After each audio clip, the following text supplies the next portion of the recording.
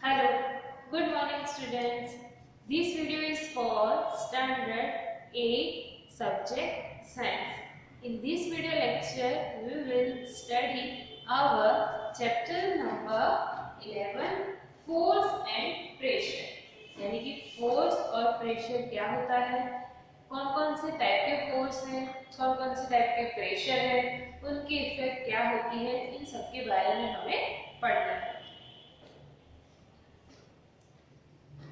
Force, a push or a pull. Actions like picking, opening, shutting, kicking, hitting, lifting, flicking, pushing, pulling are often used to describe certain tasks. यानी कि task को describe करने के लिए ये कर रहे हो, इसके लिए ये सारी प्रोसेसेस यूज होती है। ऑब्जेक्ट के साथ जब हम कांटेक्ट में आते हैं तो नॉर्मली ये सारी चीजें होती हैं, या तो ओपन करते हैं, किसी को ऑब्जेक्ट को पुश करते हैं, पुल करते हैं, फिर पिक करते हैं। तो ये जो सारी एक्टिविटीज है उसमें हम किसी ना किसी तरह से ऑब्जेक्ट के साथ कांटेक्ट में आते हैं। Each of these action usually results in some kind of change in the state of motion of an object. यानी कि इन सभी एक्टिविटीज के रिजल्ट में क्या होता है, कोई भी जो ऑब्जेक्ट है उसकी मोशन में कोई ना कोई चेंज आता है। सपोज कि बॉल वहां पे पड़ा है, तो अगर आप उसको उठाते हो, पिक करते हो, तो क्या होगा, वो उसकी पोजीशन चेंज हो जाएगी। Can these terms be replaced with one or more terms? Let's find out. क्या करते हैं, कोई ना कोई ऑब्जेक्ट में या तो हम पुश करते हैं या पुल करते हैं या उसको लिफ्ट करते हैं।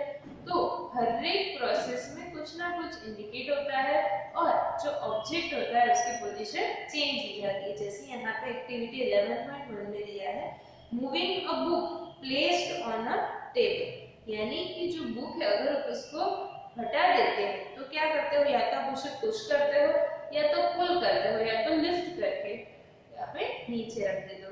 तो कोई ना कोई एक्टिविटी में बहुत सारे प्रोसेसेस हम कर सकते हैं, जैसे कि ओपनिंग और शटिंग का डोर। ओपनिंग और शटिंग डोर के लिए आप क्या करोगे, या तो पुल करोगे या तो पुश करोगे। वैसे ही drawing a bucket of water from a well, तो उसमें क्या करते हो, आप उसको लिफ्ट करते हो। तो उस यानी कि हर एक एक्टिविटी में आप अलग अलग तरह की प्रोसेस करके जो ऑब्जेक्ट है उसकी मोशन को चेंज करते हो। Do you notice that each of the actions can be grouped as a pull or push or both? Can we infer from these that to move an object has to be pushed or pulled? यानी कि किसी भी object को move करवाना हो, अलग जगह पे रखना हो, तो क्या करना पड़ता है, या तो उसे पुश करना पड़ता है या तो पुल करना पड़ता है। In science, a push or a pull on an object is called a force. यानी कि आप पुश या तो पुल करते हो, इसे हम क्या बोलते हैं कि फोर्स। साइंस की लैंग्वेज में उसे फोर्स बोला जाता है। Thus we can say that the motion imparted to objects was due to the action of force. यानी कि जो ऑब्जेक्ट स्टैटिक है, हिल नहीं रहा है, उसमें मोशन ऐड करते हैं, यानी कि उसकी स्पीड चेंज होती है या उसकी डायरेक्शन चेंज होती है, तो वो क्या होता है, चेंज इन मोशन। तो ये चेंज इन मोशन किसकी वजह से होता है, फोर्स की वजह से होता है।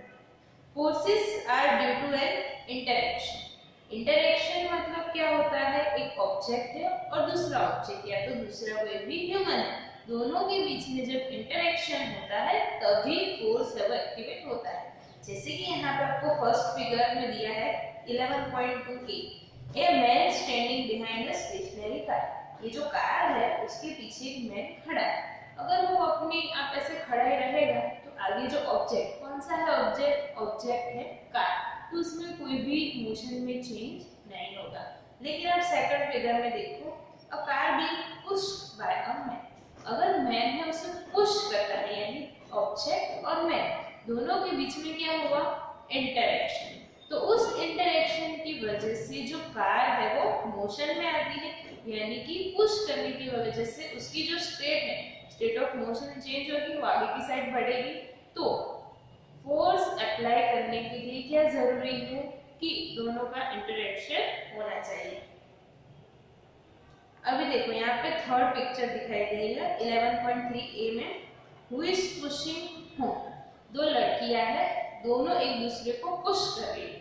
दोनों सेम डायरेक्शन में कर रही है कि अपोजिट डायरेक्शन में? अपोजिट में, एक है वो लेफ्ट में और दूसरी है वो राइट में। यानी कि अगर एक है वो स्टैटिक खड़ी रहती और दूसरी है उसको पुश करती तो उसकी जो प्लेस है वो चेंज हो जाती। लेकिन यहाँ पे दोनों सामने से, जब आप खेलते हो तब भी आप ये सब करते हो कि अगर दोनों इक्वल फोर्स में दोनों को पुश करेंगे तो उनकी पोजीशन चेंज नहीं होगी। Figure 11.3 shows the situations that will be familiar to you। अब दूसरे में देखो 11.3b में क्या हो रहा है? Who is pulling whom? यानी कि कौन किसी को खींच रहा है? दोनों एक दूसरे को खींच रहे हैं तो क्या होगा? दोनों सेम प्रोसेस कर रहे, इसी वजह से किसी की भी पोजीशन में चेंज नहीं होगा। फिर थर्ड में दिया है who is pulling whom।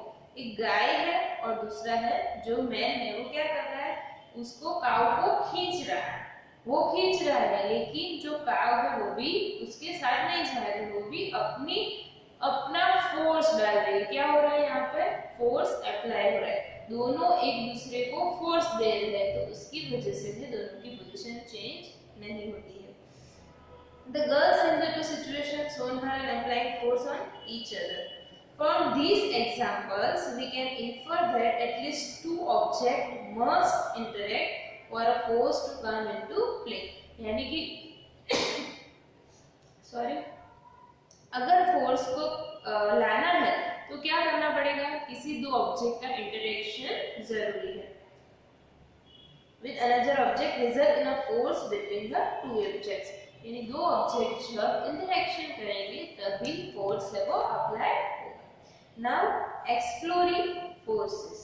यहाँ पे आपको फोर्स के बारे में ज्यादा बातचीत की गई है। जैसे कि यहाँ पे आप फिगर 11.4 में देख रहे हो कि जो ए फिगर है उसमें क्या हो रहा है? एक बॉक्स है, उसको या तो ऑब्जेक्ट है उसको दो लड़के सेम डायरेक्शन में क्या कर रहे हैं?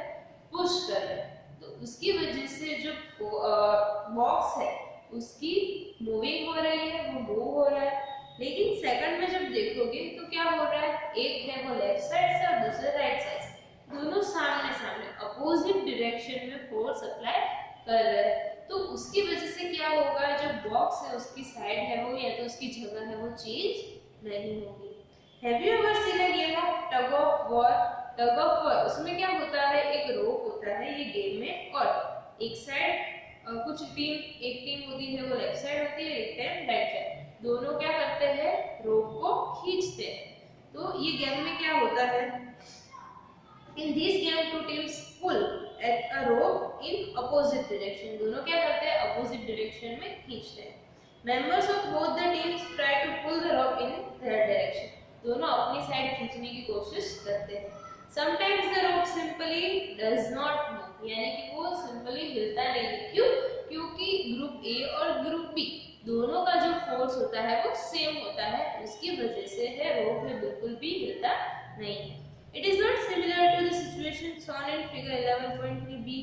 The team that pulls harder, that is applies a large force, finally win the game। अब जीतता कौन है? जो भी टीम है ज्यादा फोर्स अप्लाई करेगी वो टीम जीत जाएगी। क्यों? क्योंकि ज्यादा फोर्स अप्लाई करने की वजह से जो रोप है उनकी डायरेक्शन में चला जाएगा तो वो टीम विन होगी। इसीलिए जहाँ पे ज्यादा फोर्स होगा वो टीम क्या करेगी? विन करेगी। मतलब वहाँ पे रोप है उसकी साइड में वो मूव करेगा। What do this example suggest about the nature of force? Force applied on an object in the same direction add to one another। यानी कि अगर सेम डायरेक्शन में आप फोर्स लगाओगे तो फोर्स ऐड होगा। जैसे कि एक यहाँ पे फिगर देख रहे हैं आप, वहां पे अगर बॉक्स में एक लड़का है वो फोर्स लगा रहा है और दूसरा लड़का भी लगा रहा है, तो दोनों का जो फोर्स है वो क्या होगा? प्लस होगा। तो उसकी वजह से जल्दी से वो खिसक जाएगा। यानी फोर्स अगर सेम डायरेक्शन में हो तो एक दूसरे में ऐड होता है। किसी भारी चीज को आपको हटाना हो तो अगर एक आप हटा रहे हो और अगर आपके साथ आपका फ्रेंड या तो भाई है वो भी हेल्प कर रहा है तो वो जल्दी हो जाएगा। क्यों? क्योंकि दोनों का फोर्स है वो ऐड हो रहा है। लेकिन अगर ये फोर्स अपोजिट डायरेक्शन में हो तो क्या होता है? जो उन दोनों के फोर्स का जो डिफरेंस होता है उतना ही फोर्स बचता है। Force applied on an object in the same direction to one another। Now recall what happened when you and your friend push push the heavy box in the same direction in activity 11.2, तो क्या होगा, वो जल्दी से खिसक जाएगा। If the two forces act in the opposite direction on an object, the net force acting on its the difference between the two forces, यानी दोनों चाहे कितना भी फोर्स लगाए, अगर वो अपोजिट डायरेक्शन में होगा तो फाइनली फोर्स कितना लगेगा, दोनों के बीच का जो डिफरेंस है वही। What did you observe in activity 11.2 when both of you were pushing the heavy box from opposite direction? अगर आप दोनों, आप और आपका फ्रेंड दोनों सेम फोर्स लगा रहे हो तो जो बॉक्स है वो बिल्कुल भी हिलेगा नहीं, लेकिन अगर कोई ज्यादा लगाएगा फोर्स तो उसकी रॉन्ग साइड में वो खिसक जाएगा।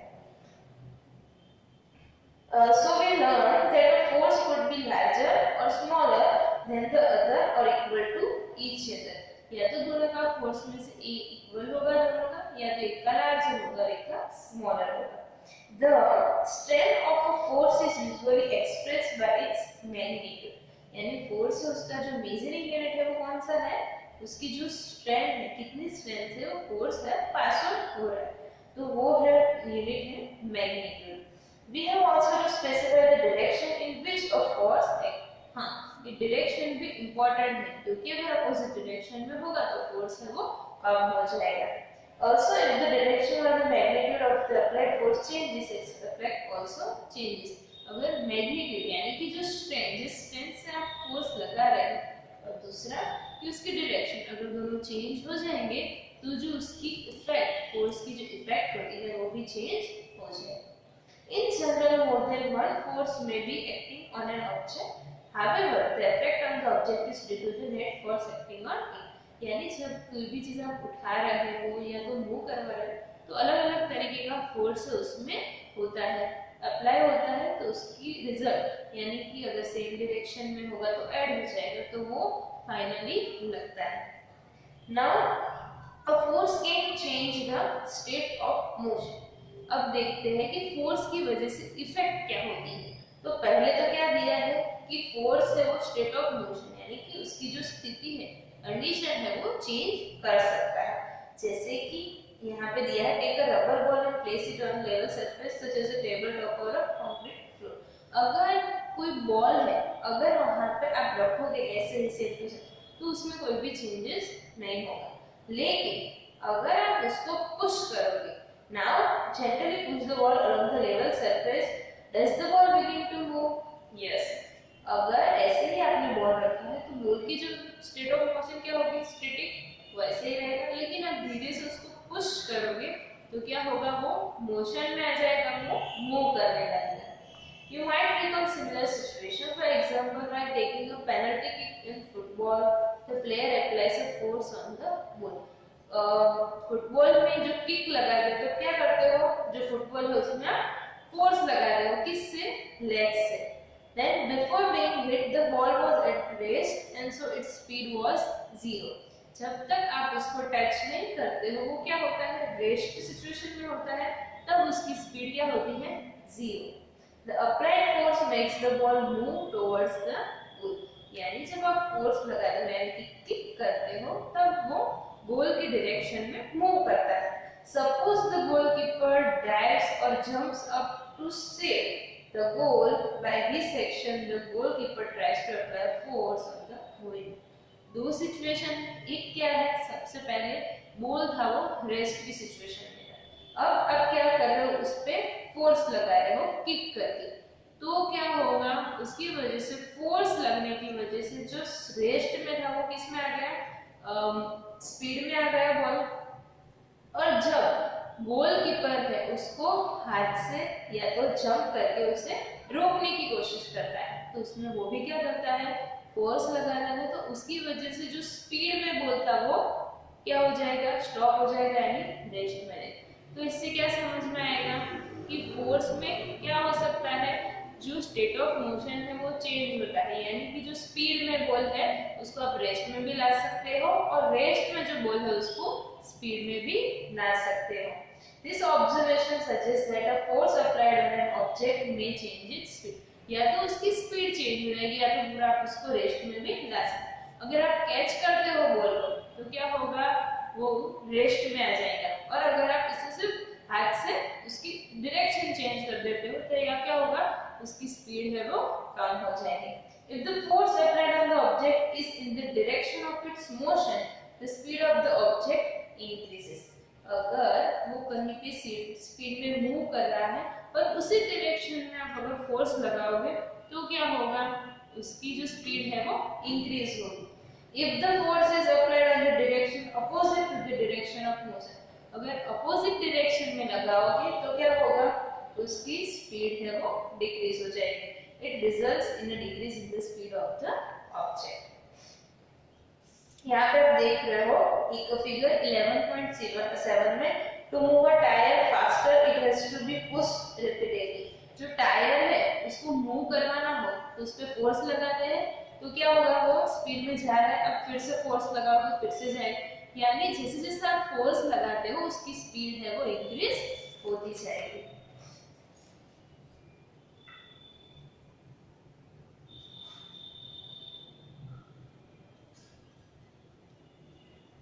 Let us consider some more examples. In a game of volleyball, players often push the moving ball to their team's mates to make a winning move. Sometimes the ball is returned to the other side of the court, being pushed or smashing it. In cricket, batsman plays his or her shot, applying a force on the ball with its bat. Is there any change in the direction of motion of the ball in the cases?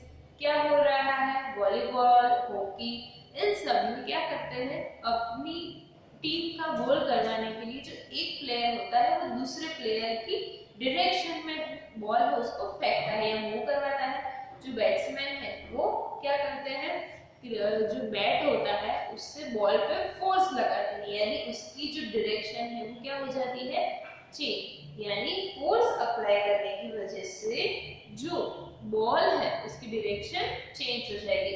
ये often आपने देखा है कि जब bowler है वो batsman की तरफ बॉल फेंकता है तो उसकी डायरेक्शन अलग होती है, लेकिन जब वो बैट से वो अगर उसको शॉट लगाएगा तो उसकी जो डायरेक्शन है वो चेंज हो जाएगी। In all these examples, the speed and the direction of the moving ball change due to the application of force, यानी उसकी स्पीड भी चेंज होगी और डायरेक्शन है वो भी चेंज हो जाएगी। A change in either the speed of object or its direction of motion or both is described as a change in its states of motion. Thus, a force may bring change in the state of motion of an object. या तो उसकी direction में change आएगा या तो उसकी speed में change आएगा या तो चेंज इन बोथ, यानी दोनों चेंज होंगे, तो इसको क्या हम बोलेंगे, change in state of motion. The state of motion of an object is described by its speed and the direction of motion. The state of rest is considered to be the state of zero. Speed, an object may be at rest or in motion, both are in state of motion. या तो वो rest में है या तो वो चल रहा है, मतलब मूव कर रहा है, तो दोनों को हम क्या बोलेंगे, state of motion. Does it mean that the application of a force would always result in a change? यानी इससे क्या साबित होता है कि हर बार अगर आप फोर्स लगाओगे तो उसकी डायरेक्शन चेंज होगी। मोस्टली सब केस में ऐसा होता है, लेकिन कभी कभी यह ऑब्जेक्ट के ऊपर भी डिपेंड करता है।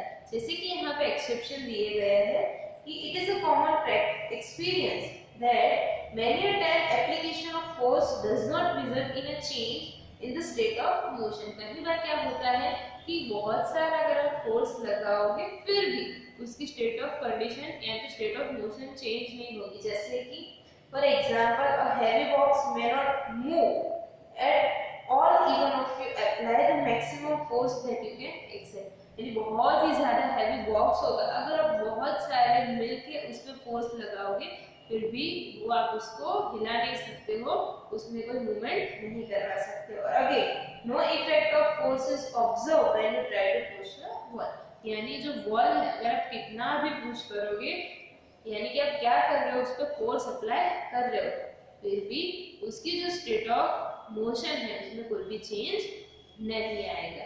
तो ये कुछ एग्जांपल है कि सभी जो सिचुएशन होती है उसमें फोर्स अप्लाई करने से उसकी स्टेट ऑफ मोशन चेंज नहीं होती। नाउ दूसरी इफेक्ट फोर्स की, कि force can change the shape of an object. यानी कि फोर्स क्या कर सकता है, जो ऑब्जेक्ट है उसका शेप चेंज कर सकता है। जैसे कि यहाँ पे आपको एक्टिविटी 11.5 में अलग अलग एक्टिविटी दी गई है। जैसे कि फर्स्ट है a lump of dust on a plate, यानी कि अगर प्लेट पे जो आटा होता है वो अगर उसका जो डो है वो बना हुआ है, तो अगर आप उस पर फोर्स लगाओगे तो क्या होगा, उसका शेप चेंज हो जाएगा। उसमें आप बेल रहे हो, रोटी बना रहे हो, तो उसमें भी आप फोर्स लगा रहे हो तो उसका भी शेप चेंज हो जाएगा।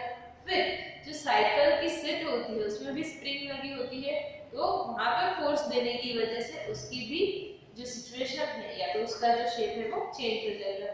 फिर रबर बैंड है, अगर रबर बैंड को खींचते हो तो उसकी भी साइज या तो शेप चेंज हो जाएगा। और by putting a weight at the centre of the scale, अगर स्केल है दोनों यहाँ पे जैसे दिखाई दे रहा है प्लास्टिक और metal scale place between two bricks, यानी कि जो दो ईंटें हैं उसके बीच में आप प्लास्टिक या मेटल की स्केल रखो और उसके बीच में अगर आप फोर्स लगाने के लिए क्या करोगे, कोई ऑब्जेक्ट रखोगे तो वो या तो टूट जाएगी या तो नीचे गिर जाएगी।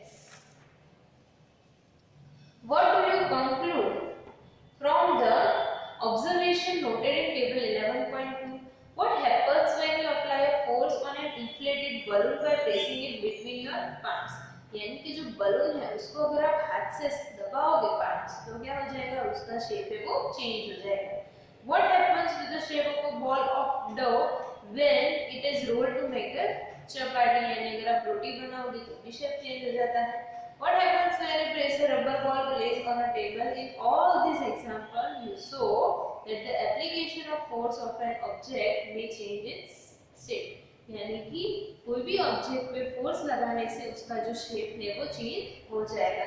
Having performed all of the above activities, you would have realized that the force क्या कर सकता है, और may make an object move from rest, यानी जो रेस्ट में पड़ा है उसको मूव करवा सकता है। दूसरा may change the speed of an object if it is moving, अगर वो पहले से ही मूव कर रहा है तो उसकी स्पीड में चेंज हो जाएगा। तब सेम डायरेक्शन में फोर्स लगाओगे तो उसकी स्पीड इंक्रीज हो जाएगी और अपोजिट डायरेक्शन में फोर्स लगाओ तो स्पीड डिक्रीज हो जाएगी। may change the direction of motion of an object, यानी कि कोई ऑब्जेक्ट मूव कर रहा है उस पर आप फोर्स लगाओगे तो उसकी जो डायरेक्शन है वो भी चेंज हो जाएगी। जैसे क्रिकेट में अगर बैट से उसको शॉट मारता है बैट्समैन तो उसकी डायरेक्शन बॉल की चेंज हो जाती है। may bring about a change in the shape of an object, यानी कि शेप चेंज हो सकता है। may cause some or all these effects, या तो इनमें से कोई एक आध इफेक्ट होती है या तो सारी इफेक्ट भी हो सकती है। While a force may cause one or more of these effects, it is important to remember that none of these actions take place without the action of a force, यानी कि जब तक आप फोर्स नहीं लगाओगे तब तक कि कोई भी रिजल्ट नहीं मिलेगा या तो कोई भी इफेक्ट नहीं होगी। Thus, an object cannot move by itself, it cannot change speed by itself, it cannot change direction by itself, and its shape cannot change by itself. यानी कि आप है जब तक फोर्स नहीं लगाओगे तब तक कोई भी ऑब्जेक्ट अपनी तरह से अपनी स्पीड बढ़ा नहीं सकता है, अपना शेप चेंज नहीं कर सकता है। तो सारी एक्टिविटी के लिए फोर्स क्या है, रिक्वायर्ड है। तो यहाँ तक हमने पढ़ा कि फोर्स क्या होता है और फोर्स कैसे अप्लाई होता है। Now in next lecture we will study type of forces, जैसे कि मेन दो है कॉन्टैक्ट फोर्सेस और नॉन कॉन्टैक्ट फोर्सेस। तो आज का लेक्चर यहाँ पे खत्म होता है। आई होप यहाँ तक आपको अच्छे से समझ में आ गया होगा। Thank you.